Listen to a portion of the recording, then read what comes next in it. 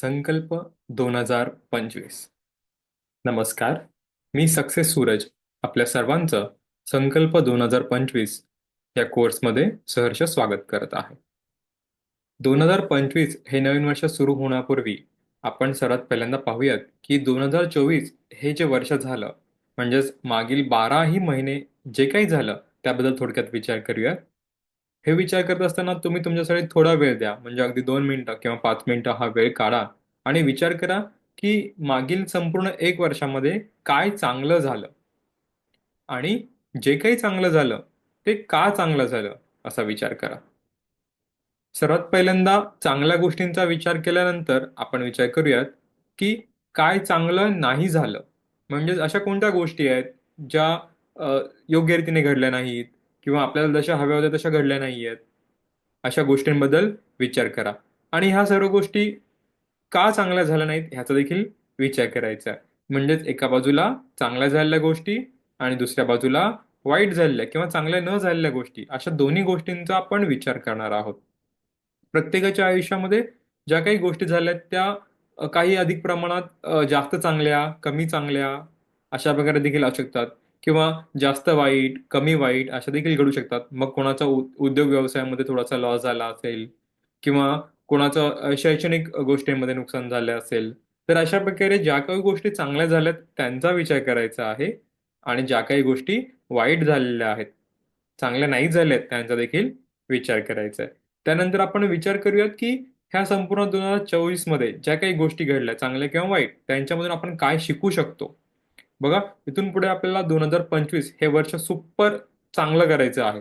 म्हणजे खूप चांगल्या पद्धतीने जर आपला 2025 जर करायचं असेल तर मागील चुकांमधून किंवा मागील चांगल्या गोष्टींमधून काहीतरी शिकायचं आहे आणि आपल्याला पुढे जायचं आहे. तर तुम्ही हा व्हिडिओ वाटला तर 2 मिनिटं पॉज करा किंवा 5 मिनिटं थांबा किंवा हा प्रोग्राम थांबवा आता आणि पहिल्यांदा विचार करा की 2024 हे जे काही वर्ष झालेलं आहे त्या संपूर्ण वर्षभरामध्ये तुमच्यासोबत कोणत्या चांगल्या गोष्टी, कोणत्या वाईट गोष्टी घडल्या आहेत आणि त्या वाटलं तर लिहून काढा. लिहून नाही काढल्यात तरी चालेल, परंतु त्याबद्दल थोडी काही होईना विचार करा आणि थोडासा वेळ त्यासाठी काढा. तुमच्यापैकी बऱ्याच जणांनी ऐकलं असेल की ज्याही वेळेस आपण गोल सेटिंग करतो किंवा नवीन वर्षाचे ध्येय ठरवतो त्यावेळेस आपले जे काही ध्येय आहेत ते स्मार्ट असावेत. आणि हे ऐकून तुम्हाला कंटाळा देखील आलेला असेल, बरोबर? पण आपण अगदी थोडक्यात आणि समजेल अशा भाषेत समजून घेऊयात. स्मार्ट म्हणजे प्रत्येक शब्दाचा अर्थ जो आहे, एस फॉर स्पेसिफिक. स्पेसिफिक म्हणजे काय, तर तुमचं ध्येय हे एक विशिष्ट रीतीने ठरलेलं असायला हवं. एम म्हणजेच मेजरेबल. मेजरेबल म्हणजेच मोजता येणारा असावं. ए म्हणजेच अचिवेबल म्हणजे ते मिळवता येणं शक्य असलं पाहिजेच. त्यानंतर आर. आर म्हणजे रिलेव्हंट. त्याला कोणता तरी संदर्भ असायला हवा. त्यानंतर टी म्हणजेच टाइम बाउंड, अर्थात त्याला काहीतरी सीमा मर्यादा असायला हवी. हे अगदी सोप्या भाषेत समजून घ्यायचं तर स्मार्ट पहिलं एस फॉर स्पेसिफिक. तुम्हाला नेमकं काय हवं आहे, म्हणजेच समजा तुम्हाला एखादी गाडी हवी आहे तर तुम्हाला कोणती गाडी हवी आहे. स्विफ्ट गाडी हवी आहे, बीएमडब्ल्यू हवी आहे की आणखीन वेगळ्या प्रकारची गाडी हवी आहे. बरोबर. सो स्पेसिफिक असायला हवं, विशिष्ट रीतीने ठरवलेलं असायला हवं.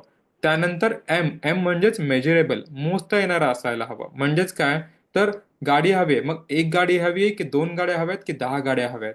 मग त्यामध्ये कोणत्या प्रकारचं मॉडेल हवं आहे. बरोबर. मिड लेवलचं मॉडेल, हाय लेवलचं मॉडेल. म्हणजेच विशिष्ट स्पेसिफिक नंतर मेजरेबल. बरोबर. त्यानंतर साध्य होणारं. तुमच्याकडे असं गोल असायला हवं जे तुम्हाला साध्य करू शकताय. उदाहरणार्थ असं एखादं गोल आहे की समजा मला 10 रॉकेट विकत घ्यायचे आहेत. आता हे साध्य होणार आहे का, तर नाहीये. त्यामुळे आपलं जे काही स्वप्न आहे, म्हणजे समजा आज तुमच्याकडे बाईक असेल तर बाईकवरून ह्या वर्षभरात आपण स्विफ्ट गाडीपर्यंत जाऊयात. त्यानंतर आपण आणखीन 5 वर्षांचा विचार केला तर आपल्याकडे बीएमडब्ल्यू असायला हवं. आपण सरळ सरळ आपल्याकडे आज सायकल आहे आणि आपण सरळ सरळ जर बीएमडब्ल्यू गाडीचे स्वप्न बघत असू तर ते कदाचित पूर्ण होऊ शकणार नाहीये. त्यामुळे आपल्याला साध्य होणारं स्वप्न बघायचं आहे. आपल्याकडे आपण 2025 साठी ध्येय ठरवतोय, बरोबर. म्हणजेच पुढील 1 वर्षामध्ये आपल्याकडून काय साध्य होणार आहे त्याबद्दल आपल्याला विचार करायचा आहे. त्यानंतर आर होतं. आर म्हणजे रिलेटिव्ह, रिलेव्हंट. बरोबर. हे म्हणजे तुमच्याशी संबंधित असलं पाहिजे. म्हणजे तुमचं जे काही व्यापक विजन आहे त्या स्वप्नांशी हे जे काही तुमचं गोल आहे ते संबंधित असलं पाहिजे. त्यानंतर वेळेचं बंधन आहे. म्हणजेच पुढील 3 महिन्यांमध्ये साध्य करायचे आहे, की पुढील 6 महिन्यांमध्ये साध्य करायचे, की पुढील वर्षभरात साध्य करायचंय. समजा आपण ठरवलं की मला लाल रंगाची स्विफ्ट गाडी हवी आहे, बरोबर. मग ती कधीपर्यंत हवी आहे? तर 31 मार्च पर्यंत हवी आहे, 31 जून पर्यंत हवी आहे, की मला माझ्या वाढदिवशी हवी आहे, की 31 डिसेंबर पर्यंत हवी आहे? तर अशा प्रकारे आपण जे काही स्वप्न, म्हणजे आपण पुढे जाऊन पाहणार आहोत की आपल्याला आपली स्वप्न कशी ठरवायची आहेत, आपले ध्येय कशी ठरवायचे आहेत. पण हे प्रत्येक ध्येय ठरवत असताना त्यामागे टाइम बाउंडनेस असायला हवा, वेळेचं लिमिट असायला हवं. तर अशा प्रकारे आपण स्मार्ट उद्दिष्ट ठरवत असतो. आता ही स्मार्ट उद्दिष्ट ठरवत असताना आपण त्या सर्व उद्दिष्टांचा वेगवेगळ्या भागांमध्ये अ, वर्णन करणार आहोत. उदाहरणार्थ, सगळ्यात पहिल्यांदा तुम्हाला काय करायचंय, तर तुमचं जे काही ध्येय आहे, ते ध्येय समोर दिसत असलेल्या वेगवेगळ्या भागांमध्ये लिहून काढायचं आहे. तर सगळ्यात पहिलं भाग आहे आरोग्य आणि तंदुरुस्ती, म्हणजेच हेल्थ अँड फिटनेस. म्हणजेच संपूर्ण वर्षभरात 2025 या वर्षभरामध्ये तुमच्या आरोग्याबद्दल तुमचं जे काही मत आहे, तुम्हाला जे काही वाटतं की मला वर्षभरात काय करायचं आहे. मग कदाचित तुम्हाला तुमचं वजन वाढवायचं असेल, कदाचित काही लोकांना त्यांचं वजन कमी करायचं असेल, मग ते किती किलो कमी करायचं आहे ते तुम्ही लिहून काढायचं आहे, की मला पुढील 30 दिवसांमध्ये किंवा मला पुढील 90 दिवसांमध्ये 5 किलो वजन कमी करायचं आहे. त्यासाठी मी दररोज 15 मिनिटांचा व्यायाम करणार आहे. बरोबर. म्हणजे तुमचं जे काही ध्येय आहे त्याला एक टाइम लिमिट पण आली, स्पेसिफिक आलं, किती किलो कमी करायचं ते देखील आलं. बरोबर. तर अशा प्रकारे आरोग्य तंदुरुस्ती या भागामध्ये तुमचे जे काही ध्येय आहेत ते तुम्हाला लिहून काढायचे आहेत. मग दुसरं असेल की मी पुढील महिन्यामध्ये म्हणजे जानेवारीच्या 25 तारखेला किंवा जानेवारीच्या 26 तारखेला मी डेंटिस्टकडे जाईल आणि माझ्या दातांची चेकअप करून घेईल. किंवा मार्च महिन्याच्या पहिल्या दिवशी मी माझ्या संपूर्ण शरीराची हेल्थ चेकअप करून घेईल. तर अशा प्रकारे आरोग्य आणि तंदुरुस्ती या भागामध्ये तुमच्या शरीराशी संबंधित जे काही आहे, जे काही तुम्हाला आठवतं, जे काही तुम्हाला वाटतं पुढील 1 वर्षामध्ये साध्य करण्यासाठी, ते सर्व काही तुम्हाला आरोग्य आणि तंदुरुस्ती या भागामध्ये लिहून काढायचं आहे. त्यानंतर दुसरा भाग येतो बौद्धिक. बौद्धिक म्हणजेच इंटेलेक्च्युअल. ज्याप्रमाणे आपण शरीराची काळजी घेतली, त्याप्रमाणे आपल्याला आपल्या मेंदूची देखील काळजी घ्यायची आहे. बरं, मग ह्या मेंदूची काळजी कोणत्या प्रकारे घ्यायची आहे? तर समजा संपूर्ण वर्षभरामध्ये तुम्हाला व्यवसाय चांगल्या रीतीने वाढवायचा आहे आणि ह्या व्यवसायासाठी तुम्हाला सेल्स आणि मार्केटिंग शिकणं गरजेचं आहे. बरोबर? म्हणजेच तुम्हाला तुमच्या बुद्धीमध्ये सेल्स आणि मार्केटिंगची भर घालावी लागेल. त्यासंबंधी पुस्तकं वाचावी लागतील किंवा त्यासंबंधी काही कोर्सेस करावे लागतील. हे सर्व कुठे येणार आहे? तर बौद्धिक ह्या भागामध्ये. म्हणजे तुम्हाला तुमची जी काही बुद्धी आहे, ती संपूर्ण वर्षभरामध्ये कोणत्या प्रकारे वाढवायची आहे. मग तुम्ही ह्यात कदाचित ठरवू शकता, की मला दर महिन्याला कमीत कमी 2 पुस्तके वाचायची आहेत. मग ती कोणती पुस्तके असतील त्याची लिस्ट आत्ताच करून घ्या. लक्षात असू द्या, तुम्हाला कोणत्या गावाला जायचं आहे हे आत्ताच ठरवायचं आहे. नाहीतर तुम्ही कुठेच पोहोचणार नाही आहात.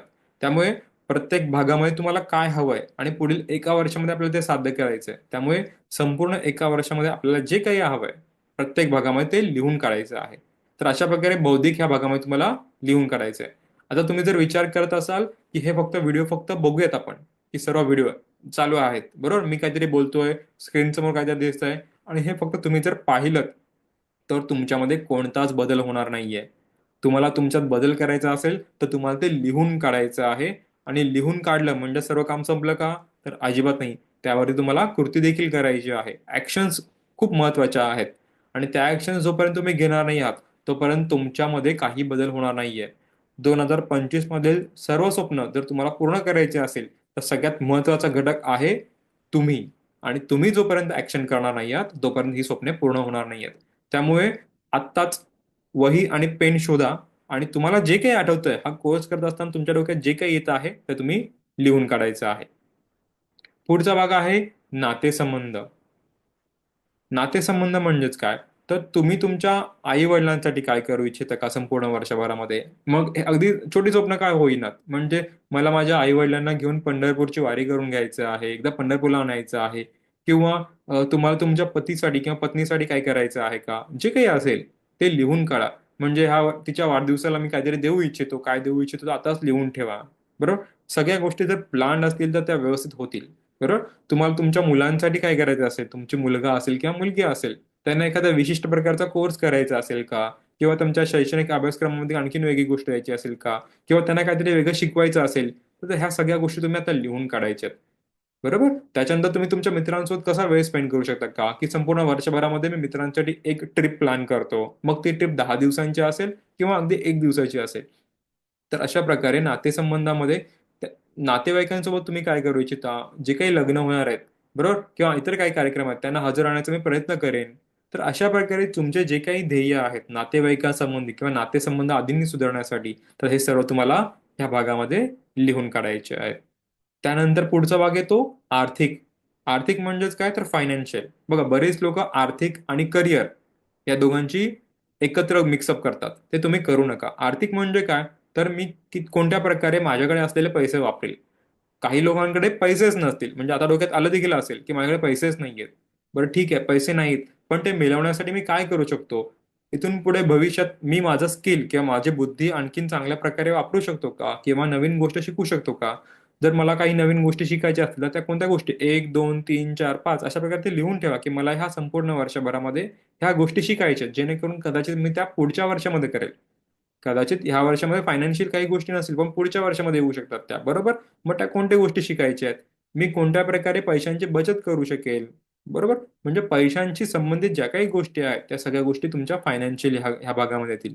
की मला दर महिन्याला 1,000 रुपये तरी वाचवायचे आहेत, दर महिन्याला 10,000 वाचवायचे आहेत. तुमचं जे काही ध्येय असेल, तुमचं जे काही उद्दिष्ट असेल, ते लिहिलेलं असणं अत्यंत महत्वाचं आहे. लक्षात असू द्या, जे काही स्वप्न तुम्ही लिहाल त्याने तुमच्या रणांगणातली अर्ध विजय नक्की होणार आहे. आणि राहिलेला अर्धा विजय जो असेल तो त्या सगळ्या गोष्टींवरती ऍक्शन केल्याने किंवा कृती केल्याने घडणार आहे. त्यामुळे लिहिलेलं असणं अत्यंत महत्वाचं आहे. त्यानंतर पुढील भाग येतो करिअर हा भाग. करिअर म्हणजे काय, तुम्ही सध्या जे काही असाल, मग तुम्ही कदाचित विद्यार्थी असाल, बरोबर, कदाचित तुम्ही एखादा चांगला व्यवसाय करणारा असाल किंवा तुम्ही नोकरी करत असाल, बरोबर. तर प्रत्येक जी काही गोष्ट आहे ती आपल्याला 10-10% किंवा 1-1% वाढवायची आहे, आणखीन चांगलं बनायचं आहे. मग तुम्ही विचार करा, तुम्हाला चांगला विद्यार्थी व्हायचा असेल तर तुम्हाला काय करायला लागेल, बरोबर. तुम्ही एखादी नोकरी करताय, मग त्या नोकरीमध्ये तुम्हाला पुढे जायचं असेल, तुम्हाला काय करायला लागेल, काही कोर्स शिकावा लागणार आहे का, किंवा एखादं काम चांगल्या पद्धतीने करावं लागणार आहे का, किंवा तुम्ही एखादा व्यवसाय करताय, उद्योग करताय, तुम्हाला ग्राहक हवेत, मग हे ग्राहक मिळवण्यासाठी मी काय करू शकतोय, बरोबर. ह्या सगळ्या गोष्टींचा विचार कुठे येईल, करिअर ह्या भागामध्ये येईल. त्यानंतर पुढचा भाग आहे स्वप्नांची यादी, ज्याला आपण विश लिस्ट किंवा बकेट लिस्ट देखील असं म्हणू शकतो. मग ह्यामध्ये 3 भाग करायचे आहेत आपल्याला. म्हणजे पहिला भाग आहे भौतिक वस्तू, की पुढील 1 वर्षामध्ये मला कोणत्या प्रकारच्या वस्तू हव्यात. भौतिक वस्तू दिसणार आहे, फिजिकल थिंग्स, बरोबर. की मला घर हवंय किंवा गाडी हवंय किंवा मला एखादा मोबाईल हवाय. मग हे सगळं कशा मदतीने आणायचंय, smart, specific, measurable, attainable, relevant आणि टाइम बाउंड. आपण जे मागे बघितलं त्याप्रमाणे प्रत्येक गोष्टीच्या स्वप्नामध्ये. म्हणजे जर तुम्ही संपूर्ण ह्याच्यामध्ये 10 किंवा 12 वाक्य लिहिली तर ते 10 ते 12 वाक्य कोणत्या प्रकारे हवीत, तर स्मार्ट वेने लिहायची आहेत. की मला लाल रंगाची स्विफ्ट गाडी 2025च्या डिसेंबर महिन्यापर्यंत घ्यायची आहे, बरोबर. म्हणजे हे आलं स्मार्ट गोल. तर प्रत्येक गोष्टीसाठी, म्हणजे भौतिक वस्तू घ्यायची त्यासाठी आलं. त्यानंतर आहे अनुभव. अनुभव म्हणजे काय, एक्सपिरियन्स. मला बंजी जम्पिंग करायची आहे, किंवा मला पोहायला शिकायचं आहे, किंवा आणखीन काही गोष्टी ज्या ज्या जे अनुभव तुम्हाला स्वतःला घ्यायचे आहेत, किंवा मला एक 10 दिवसांचा विपश्यनाचा कोर्स करायचा आहे. तर अशा प्रकारे जे काही अनुभव किंवा एक्सपिरियन्स जे तुम्हाला संपूर्ण वर्षभरामध्ये घ्यायचे आहेत, ते तुम्ही इथे लिहू शकता. त्यानंतर प्रवास, तुम्हाला स्वतःला कुठे फिरायचं असेल, तुम्हाला तुमच्या कुटुंबियांना घेऊन कुठे फिरायचं असेल, प्रवास करायचा असेल, किंवा एखादी फॉरेन ट्रिप करायची असेल, तर तुम्ही इथे लिहून ठेवायचे. मग त्यापुढे काय येईल, तर त्यासाठी किती खर्च लागेल आणि मी हे कधीपर्यंत करू शकतो का, पासपोर्ट आणि व्हिसाची अरेंजमेंट झालेली आहे का, बरोबर. मग समजा मला एखादी ट्रिप करायची आणि संपूर्ण कुटुंबाचा खर्च 1 लाख रुपये आहे, तर 1 लाख रुपये जमा करण्यासाठी मी काय करू शकतो, तर दर महिन्याला 10-10 हजार रुपये साईडला काढू शकतो का, आणि डिसेंबर महिना किंवा नोव्हेंबर महिन्यापर्यंत मी फिरायला जाऊ शकतो का. तर अशा प्रकारे प्रत्येक गोष्टीत तुम्हाला विचार करायचा आहे. बरं, हे सगळं तयार झाल्यानंतर आतापर्यंत आपण आरोग्य, तंदुरुस्ती, बौद्धिक, नातेसंबंध, आर्थिक, करिअर, स्वप्नांची यादी, या सगळ्या गोष्टीचा विचार केला, बरोबर. आता ह्या सगळ्या गोष्टी तुम्ही लिहून देखील ठेवल्या असतील. नसतील लिहून ठेवल्या तर हा व्हिडिओ थांबवा, आणि खरंच थांबवा, आणि तुम्ही त्या लिहून काढा, बरोबर. आता एकदा का या सगळ्या गोष्टी तुम्ही लिहून काढल्यात, की पुन्हा त्या वाचा सगळ्या अगदी पहिल्यापासून, आणि विचार करा की 2025 ह्या संपूर्ण वर्षामध्ये जर मला ही माझी सर्व स्वप्न पूर्ण करायची असतील, हे जे काही माझे ध्येय आहेत ते सर्व ध्येय मला पूर्ण करायचे असतील, तर मला कोणत्या प्रकारचं व्यक्ती बनलं पाहिजे, मला कशा प्रकारे काम केलं पाहिजे, बरोबर. ह्या सगळ्यांचा तुम्हाला एकत्रितरित्या विचार करायचा आहे, आणि मगच तुम्हाला पुढे जायचं आहे. मागे पाहिलेल्या सर्व भागांमध्ये आपल्याला काय हवंय हे एकदा का आपण ठरवलं, की मग ह्या सगळ्या सर्व भागांकडे योग्य लक्ष देणं गरजेचं आहे. आणि आपल्याला कोणत्याही एका भागामध्ये पुढे जायचं नाहीये, तर ह्या सर्व भागांमध्ये मिळून पुढे जायचं. म्हणजेच काय बघा, समजा जर आपण आपल्या आरोग्याकडे दुर्लक्ष केलं आणि आपलं करिअर किंवा आर्थिक ह्या गोष्टींकडे जर खूप लक्ष दिलं, तर काय होईल की आपल्याकडे पैसे तर बरेच असतील, पण आपलं आरोग्य कदाचित चांगलं नसेल. बरोबर? त्यामुळे आपल्याला काय करायचंय, तर जे काही भाग आहेत त्या सर्व भागांकडे इक्वल लक्ष द्यायचं आहे. विचार करा की घरामध्ये समजा 8 किंवा 10 पिलर्स आहेत आणि 10 पिलर्स पैकी फक्त एकच पिलर खूप चांगला झालाय, म्हणजे आर्थिक बाजू खूप चांगली झाली आणि आपल्या नातेसंबंधामध्ये बिघाड झाला असेल. म्हणजेच एखाद्या व्यक्तीकडे खूप जास्त पैसे आहेत पण त्याचं आरोग्य चांगलं नाहीये, किंवा आरोग्य पण चांगलं आहे, पैसे पण आहेत, पण घरामध्ये त्याची मुलं ऐकत नाहीयेत, पत्नीसोबत भांडणं होत आहेत, असं सर्व काही असेल, तर त्या स्वप्नांना किंवा आपल्या 2025 या वर्षाला काही अर्थ राहणार नाहीये. त्यामुळे आपल्याला जे काही साध्य करायचं सर्व भागांमध्ये इक्वली साध्य करायचंय आणि त्यामुळेच आपल्याला सर्व भागांकडे योग्य लक्ष द्यायचं आहे. आता जर तुम्ही विचार कराल की 1 वर्षाचा कालावधी आहे आपल्याकडे, बरोबर? पण हा 1 वर्षाचा कालावधी तसा बघायला गेला तर आपण खूप मोठा वाटतो, बरोबर? पण एक लक्षात घ्या, आपण संपूर्ण 1 वर्षाचा विचार न करता फक्त आणि फक्त 52 आठवड्यांचा विचार करूयात. आपल्याला काय करायचंय, तर इथून पुढे फक्त 52 आठवडे चांगलं काम करायचं आहे. आणि हे जर 52 आठवडे चांगलं काम केलं, तर 2025 हे वर्ष तुमच्या आयुष्यातील सर्वात महत्वाचं वर्ष असेल. मग या 52 आठवड्यामध्ये रविवारपासून पुढच्या शनिवारच्या रात्रीपर्यंत, म्हणजे हा एक आठवडा झाला, तर असे 7 दिवस आपल्याला खूप चांगलं काम करायचंय. सुपर असं काम करायचं आहे. तुम्हाला खूप एनर्जी द्यायची आहे आणि प्रत्येक आठवडा खूप चांगल्या अशा प्रकारे काम करायचं आहे. काम करायचं म्हणजे खूप फिजिकल मेहनत करायची का? तर अजिबात नाही. तुम्हाला स्मार्ट वर्क करायचं आहे. बरोबर? आणि लक्षात घ्या, की तुमचा प्रत्येक दिवस कसा असला पाहिजे, हे जर तुम्ही का ठरवलं, बरोबर? म्हणजे तुम्ही जी काही स्वप्न मागे लिहिली असतील, ती स्वप्न पूर्ण करण्यासाठी प्रत्येक दिवस, म्हणजे अगदी सकाळी उठल्यापासून रात्री झोपेपर्यंत, बरोबर? हा कसा असला पाहिजे ह्याचा तुम्ही विचार करा आणि लिहून काढा, की आज माझा दिवस असा असतो. म्हणजे मी सकाळी 8 वाजता उठतो आणि रात्री 11 वाजता उठतो. परंतु मला माझी स्वप्न पूर्ण करायची असतील तर सकाळी 6 वाजता उठलं पाहिजे किंवा 7 वाजता उठलं पाहिजे, रात्री 10 वाजता झोपलं पाहिजे. अशा प्रकारे तुमचा आयडियल डे कसा असला पाहिजे, तुमच्या व्यायामासाठी किती वेळ दिला पाहिजे, तुमच्या वाचनासाठी किंवा स्वतःच्या अभ्यास व अध्ययनासाठी किती वेळ दिला पाहिजे, तुम्ही जर व्यवसाय करणार असाल तर तुम्ही तुमच्या कामगारांसोबत किती वेळ स्पेंड केला पाहिजे. म्हणजे प्रत्येक गोष्टीमध्ये जो काही तुम्हाला वेळ स्पेंड करायचा आहे, तर तुम्ही तुमचा आयडियल डे म्हणजे योग्य दिवस कशा प्रकारे असला पाहिजे ह्याचं प्लॅन करा आणि एका कागदावरती लिहून काढा, की सकाळी 6 ते 7 तुम्ही काय करणार आहात, 7 ते 8 काय करणार आहात. मग हा प्लॅन दर तासाचा असू शकतो किंवा अर्ध्या तासाचा देखील तुम्ही प्लॅन करू शकता. त्यामुळे तुमची स्वप्न पूर्ण करण्यासाठी तुम्हाला जे काही करायचं त्यासाठी तुम्हाला प्लॅन करणं अत्यंत गरजेचं आहे. पुढचा भाग आपण पाहूयात. तो आहे टाइम मॅनेजमेंट या विषयाचा. बरं, टाइम मॅनेजमेंट आपण खूप अवघड शब्द मानतो, बरोबर? पण खूप आपण अवघड करून घ्यायला नको. तर आपल्याला काय करायचंय, तर प्रत्येक दिवसाच्या ज्या महत्त्वाच्या 3 गोष्टी आहेत, वर्क नंबर 1, वर्क नंबर 2 आणि वर्क नंबर 3, अशा 3 महत्त्वाच्या गोष्टी सगळ्यात पहिल्यांदा उरकण्याचा विचार करूयात. एक पुस्तक आहे त्याचं नाव आहे ईट दॅट फ्रॉग. या पुस्तकात काय सांगितलं आहे, तर तुमच्या दिवसभरामध्ये ज्या काही महत्त्वाची कामं असतील ना, ती सगळ्यात पहिल्यांदा उरकण्याचा प्रयत्न करा. मग वर्क नंबर 1 काय आहे, तर तुमचा जो काही ॲक्टिव्ह टाईम आहे, सकाळचं जर तुमचं काम चांगलं असलं, सकाळी सगळ्यात पहिल्यांदा पहिलं काम उरकून टाका. त्यानंतर दुसरं काम आणि तिसरं काम. 3 महत्त्वाची कामं झाली, की त्यानंतर तुम्ही तुमच्या इतर कामांना सुरुवात करा. बरं, आता 3 महत्त्वाची कामं पूर्ण करायची आहेत, पण त्याआधी ठरलं तरी पाहिजे, की माझी 3 महत्त्वाची कामं कोणती आहेत, बरोबर? तर ती 3 महत्त्वाची कामं तुम्हाला ठरवायची आहेत आणि कधी ठरवायची आहेत? सकाळी उठल्यावर का? तर अजिबात नाही. तुम्हाला तुमची प्रॉडक्टिव्हिटी वाढवायची आहे, बरोबर? मग प्रॉडक्टिव्हिटी वाढवण्यासाठी तुम्हाला काय करायचं आहे, तर तुमची जी काही कामं आहेत ती 1 दिवस आधी ठरवायची आहेत, की आजचा वार समजा सोमवार आहे आणि मंगळवारसाठी तुम्हाला महत्त्वाची कामं कोणती आहेत, तर काम नंबर 1, मला सोशल मीडिया मार्केटिंगवर पोस्ट शेअर करायची आहे. हे कदाचित महत्त्वाचं असू शकतं किंवा इतरांसाठी दुसरं काम महत्त्वाचं असू शकतं, की मला माझ्या टीमसोबत मीटिंग करायची आहे किंवा इतरांसाठी आणखीन काहीतरी वेगळं काम असू शकतं. त्यामुळे तुमचं जी काही महत्त्वाची 3 कामं आहेत उद्यासाठी, ती आज रात्री झोपायच्या पूर्वी लिहायची आहे तुम्हाला. बरोबर? एकदा की झोपण्यापूर्वी तुमची 3 महत्त्वाची कामं लिहून झाली, की तुमचा पुढचा दिवससाठी तुम्ही फ्री होऊन जाल. म्हणजे 3 महत्त्वाची कामं तुम्ही उरकून टाकाल. आता ह्यानंतर तुम्हाला तुमच्या प्रत्येक कामासाठी डेडलाईन ठरवून द्यायची आहे. डेडलाईन म्हणजे काय? तर मला कुठल्या तारखेपर्यंत, किती वाजेपर्यंत हे काम उरकून टाकायचं. बरोबर? मग दिवसभरासाठी तुम्ही ठरवू शकता, की दुपारी जेवणापूर्वी मला हे काम उरकून टाकायचं आहे.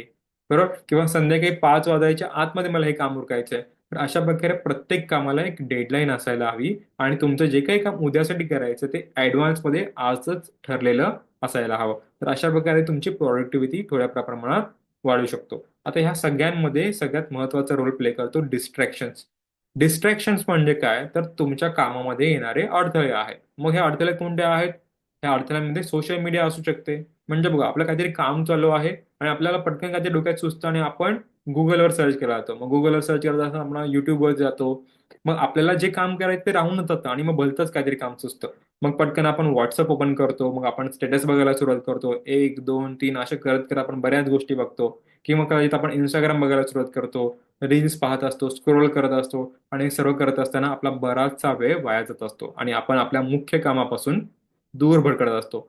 लक्षात असू द्या, सकाळची जी 3 कामं आपण महत्त्वाची ठरवली आहेत, ती सगळ्यात पहिल्यांदा आपल्याला करायची आहेत आणि त्यावेळेस तुम्हाला सोशल मीडियापासून दूर राहायचं आहे. बरोबर? मग तुम्ही तुमच्या गोल्समध्ये किंवा आपल्याला जे 2025 साठी संकल्प करायचे आहेत, तुम्ही ठरवू शकता, की सोशल मीडियासाठी मी दिवसभराचा अर्धा तास किंवा 1 तास राखीव ठेवतो. म्हणजे संध्याकाळी 5 ते 6 हा वेळ मी त्यासाठी राखीव ठेवतो आणि माझं जे काही सोशल मीडिया आहे, मी फक्त आणि फक्त त्याच वेळेत पाहेल. इतर इतर वेळेमध्ये मी social media, WhatsApp, Instagram, Facebook हे वापरणार नाही. तर अशा प्रकारे तुम्ही ठरवून ठेवा किंवा एखादा कोर्स करत असाल, तर त्या कोर्ससाठी तुम्ही एक वेळ ठरवून द्या, की ह्या वेळामध्ये हा कोर्स पूर्ण करेल. बरोबर? नंतर डिस्ट्रॅक्शनमध्ये दुसरी गोष्ट येते Netflix, YouTube. तुम्हाला मूव्हीज बघायची आवड असेल किंवा काही YouTubeला व्हिडिओज बघायची आवड असेल. बघा आपण अभ्यासासाठी म्हणून YouTubeवरती जातो, की एखादा चांगला टॉपिक आहे तो मी सर्च करेन. पण खरंच आपण तो वेळ आपला जो काही YouTube ओपन करतो त्यामध्ये स्पेंड करतो का? की बऱ्याचशा गोष्टी त्याच्यामध्ये वेगळ्या-वेगळ्या येत असतात. मग एखादं रील लावणं, शॉर्ट्स लावणं, बरोबर? अशा प्रकारे तुम्ही वेगळ्या गोष्टींचा वापर YouTubeवरती करता का? ह्याचा जरा विचार करा आणि ह्या डिस्ट्रॅक्शनपासून दूर राहण्यासाठी आताच ठरवून घ्या, की पुढील वर्षभरामध्ये 2025 या वर्षभरामध्ये मी या डिस्ट्रॅक्शनपासून लांब राहील. त्यानंतर अनवॉन्टेड ग्रुप्स. बघा तुमच्या WhatsAppमध्ये असे काही अनवॉन्टेड ग्रुप्स आहेत का, ज्यांच्यावर तुमचा बराचसा वेळ जातो?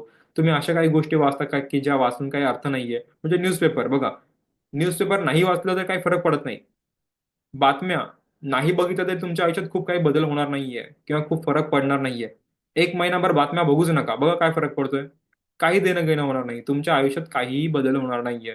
त्यामुळे अशा सगळ्या गोष्टींपासून, अशा सगळ्या डिस्ट्रॅक्शनपासून तुम्हाला दूर राहायचं आहे आणि 2025 सुरू होण्यापूर्वीच तुम्हाला ठरवायचं आहे, की तुम्हाला कोणत्या-कोणत्या प्रकारच्या डिस्ट्रॅक्शनपासून दूर राहायचं आहे.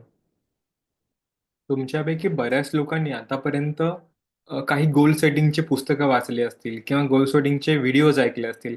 परंतु ह्या सर्वांनी तुमच्यामध्ये काहीच बदल होणार नाहीयेत. किंबहुना हा कोर्स करून देखील तुमच्यामध्ये काही बदल होणार नाहीयेत. तुमची जी काही स्वप्न आहेत, ती अजिबात पूर्ण होणार नाहीयेत. कारण ही सर्व स्वप्न पूर्ण करण्यासाठी स्वतः जबाबदार असणं खूप गरजेचं आहे. आणि हे सगळं जर तुम्हाला खरंच पूर्ण करायचं असेल, तर ह्यासाठी एक सिक्रेट आहे आणि सर्वात पहिलं सिक्रेट आहे अकाउंटेबिलिटी पार्टनर. म्हणजेच काय? तर तुम्ही जे काही ठरवलं आहे त्याचा हिशेब घेणारं कोणीतरी असायला हवं. म्हणजेच एक उदाहरण देतो. समजा तुम्ही ठरवलात, की 1 जानेवारी 2025 पासून मी जिम जॉइन करेल आणि जिमला रेग्युलर जाईल. बरोबर? आता हे तुम्ही ठरवलंत. पण समजा विचार करा तुम्ही नाही गेलात, तर काय? ह्याला शिक्षा द्यायला तुमच्याकडे कोणी आहे का? नाहीये. तर समजा हे सगळं तुम्ही तुमच्या मित्राला सांगितलत आणि त्याला सांगितलत, की जर मी 1 जानेवारीला जिमला नाही गेलो, तर माझ्याकडून दंड म्हणून ₹500 घ्यायचे. बरोबर? आता तुमच्या डोक्यात काय चालू होईल, की जर का मी जिमला नाही गेलो, तर मला दंड म्हणून ₹500 द्यावे लागतील. ह्याला म्हणतात अकाउंटेबिलिटी पार्टनर. म्हणजे तुमचा हिशेब घेणारं कोणीतरी आहे. बरोबर? असं दर दिवसाला लावा, की समजा मी जर ज्या दिवशी जिमला जाणार नाही, त्या दिवशी मी ₹500 दंड म्हणून भरेन. बरोबर? आता ह्या मित्राने तुमच्याकडून ते काम करून घेतलं पाहिजे. जर तुम्ही त्याला माहिती आहे, की हा जर जिमला नाही गेला, तर मला ₹500 मिळणार आहेत. म्हणजे साहजिकच तो मित्र तुम्हाला संध्याकाळी फोन करून विचारेल, की "बाबा जिमला गेला होतास की नाही?" मग तुम्हाला तुमचीच स्वप्न पूर्ण करायची आहेत. मग खरं बोलायचं की खोटं बोलायचं हे तुमच्यावर डिपेंड करतं. तर अशा प्रकारे तुमचं जे काही प्रत्येक स्वप्न आहे, त्या प्रत्येक स्वप्नाला एक कोणीतरी अकाउंटेबिलिटी पार्टनर असायला हवा. असं म्हणतात, की निंदकाचे घरं असावे शेजारी. ही एक म्हण आहे खूप पूर्वी आणि आता देखील वापरतात की नाही माहिती नाही. पण आपल्या बाजूला जर निंदकाचे जर घर असेल ना, तर आपली स्वप्न लवकर पूर्ण होतात. आपल्याकडे जर कोणतरी एक अकाउंटेबिलिटी पार्टनर असेल ना, तर आपली स्वप्न लवकर पूर्ण होतील. म्हणजे समजा तुम्हाला एखादा व्यवसाय सुरू करायचा आहे, ठीक आहे. हा व्यवसाय सुरू करत असताना समजा तुमची डेडलाईन आहे की 15 फेब्रुवारीला मी हा उद्योगाचा सुरुवात करेल. पण समजा 15 फेब्रुवारी सुरू नाही केली, तर काय? तर त्यामागे कोणतरी दंड द्यायला हवा.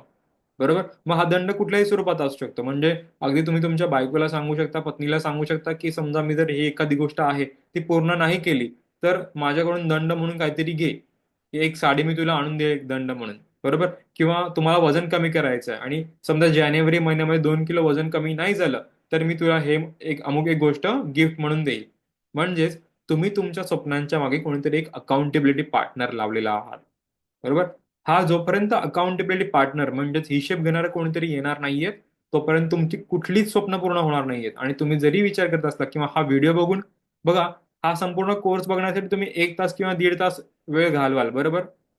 तो जर व्यवस्थित वापरला नाही, तर हा संपूर्ण कोर्स वाया जाईल किंवा हा 1 किंवा 1.5 तासाचा वेळ वाया जाईल आणि तुमची 2025 ची स्वप्न अजिबात पूर्ण होणार नाहीत. मग परत पुन्हा 2026 ची स्वप्न आणि विजन 2025, विजन 2026, विजन 2027 असे कितीही वर्ष तुम्ही कितीही कोर्स चांगले चांगले केलेत, तरी जोपर्यंत तुम्ही स्वतःच्या मनापासून तयारी करणार नाही आहात, तोपर्यंत तुमची कोणतीही स्वप्न पूर्ण होणार नाहीयेत. त्याचबरोबर दररोज स्मार्ट वर्क करण्याची तयारी असायला हवी, की मला माहितीये मला माझ्यामध्ये बदल करण्यासाठी कोणत्या गोष्टी करायच्या आहेत. पण त्या गोष्टी जर केल्याच नाहीत, बरोबर? दररोज संध्याकाळी दुसऱ्या दिवशी काय करायचं हे ठरवलंच नाहीत, तर तुमची स्वप्न कधीच पूर्ण होणार नाहीत.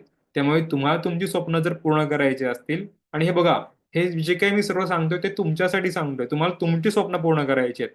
तुमची सर्व स्वप्न पूर्ण झाली तर त्यातून मला काही मिळणार नाहीये, परंतु मला एक चांगला मानसिक आनंद मिळेल, की माझ्यामुळे इतरांची स्वप्न पूर्ण होत आहेत. माझा त्यात थोडा का होईना, अगदी खारीचा का होईना थोडासा वाटा असेल. त्यामुळे तुम्हाला तुमची सर्व स्वप्न पूर्ण करायची असतील, तर तुम्हाला कोणतरी एक अकाउंटेबिलिटी पार्टनर शोधायचं आहे. बरोबर? त्यानंतर तुम्हाला स्मार्ट वर्क करायचं आहे आणि स्वतःची मनापासून तयारी करायची आहे, की हो, मी 2025 हे संपूर्ण वर्ष अत्यंत चांगल्या पद्धतीने काम करेन आणि माझी जी काही सर्व स्वप्न आहेत, ती मी पूर्ण करेन. हा संपूर्ण कोर्स आपण प्रोजेक्ट सक्सेस ह्या मार्फत राबवला होता आणि तुम्हाला जर ही सर्व स्वप्न जर पूर्ण करायची असतील, तर पहिला पर्याय आहे, की तुमची स्वप्न तुमच्या तुम्हीच पूर्ण करू शकता. तुम्हाला कोणीही अकाउंटेबल पार्टनर नाहीये. परंतु तुम्हाला जर ही तुमची स्वप्न साध्य करायचे असतील, तर आपण सर्वजण मिळून आपली स्वप्न साध्य करू शकतो. मग हे कसं काम होतं? तर तुमची जी काही स्वप्न आहेत, ती तुम्हाला आमच्यासोबत शेअर करायची आहेत.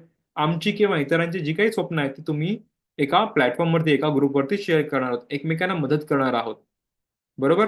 तर ही सर्व स्वप्न करण्यासाठी आपण एकत्र येऊन देखील काम करू शकतो. आमचा दुसरा देखील कोर्स आहे, ज्या कोर्सचं नाव आहे शिवराय माझे आदर्श. या संपूर्ण कोर्समध्ये छत्रपती शिवाजी महाराजांच्या इतिहासातून आपण काय शिकू शकतो, बरोबर? आणि त्यानंतर त्यांच्याकडून आदर्श घेऊन आपण जे काही भाग पाहिले, त्या भागांमध्ये आपण आपली प्रगती कोणत्या प्रकारे करू शकतो, हे सर्व काही शिकवलेलं आहे. बरं, ह्या कोर्सची फीज आहे का? तर फक्त ₹1 या कोर्सची फीज आहे. मी कोणत्याही प्रकारचं मार्केटिंग करत नाहीये किंवा मी तुम्हाला 2025 बद्दल काहीतरी शिकवलं आणि आता मला कुठेतरी कोर्स सेल करायचा आहे असं मुळात नाहीये. शिवराय माझे आदर्श हा संपूर्ण कोर्स ₹1 मध्ये उपलब्ध आहे. प्रोजेक्ट सक्सेस ह्यांमार्फत आम्ही हा कोर्स राबवत आहोत. तुम्हाला शिवराय माझे आदर्श हा कोर्स करायचा असेल, तुम्हाला खाली दिलेल्या नंबरवरती 8080010777 ह्या नंबरवरती हा एक मेसेज पाठवायचा आहे. व्हॉट्सअपवरती मेसेज पाठवला तर उत्तम. शक्यतो फोन अवॉइड करा, कारण की मी इतर कामांमध्ये व्यस्त असतो आणि बरेचसे फोन येत असतात. त्यामुळे आपल्या प्रत्येक फोनचं उत्तर देणं कदाचित शक्य होणार नाहीये. त्यामुळे आपण जर व्हॉट्सअपवरती मेसेज केलं तर आणखीन उत्तम. शिवराय माझे आदर्श हे संपूर्ण कोर्स तुम्ही अत्यंत फ्री म्हणजेच अगदी एक नाममात्र शुल्क ₹1 माध्यमातून तुम्ही करू शकता.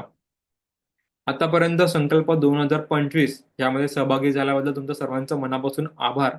पण एक लक्षात असू द्या, जोपर्यंत तुम्ही कृती करणार नाही आहात, तोपर्यंत तुमच्यात बदल होणार नाहीत, तुमची स्वप्न पूर्ण होणार नाही आहेत. संपूर्ण कोर्स पाहिलात, आता लिहा. त्या लिहिलेल्या गोष्टींवरती काम करायला सुरुवात करा. तुमची सर्व स्वप्ने पूर्ण होत, ही मी आशा करतो, ही प्रार्थना करतो. जय हिंद, जय भारत, जय शिवराय.